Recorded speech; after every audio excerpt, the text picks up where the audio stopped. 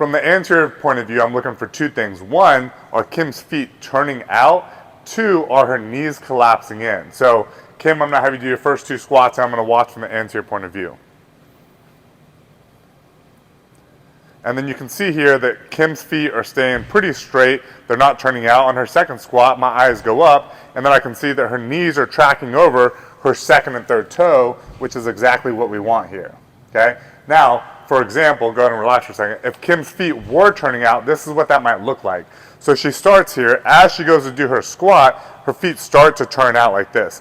Now, usually that might happen from somebody having overactive or tight calves.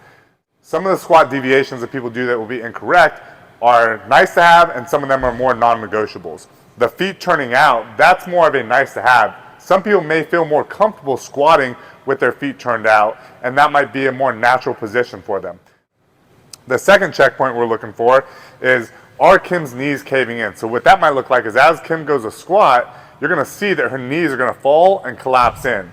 So drive back up one more time. That's called knee valgus. Now, when she does this, what happens is usually you're going towards the tightness and away from the weakness. So as you see her knees caving in, she's going towards the tightness. So there's something on the inside, usually adductors, that are too tight, pulling them in.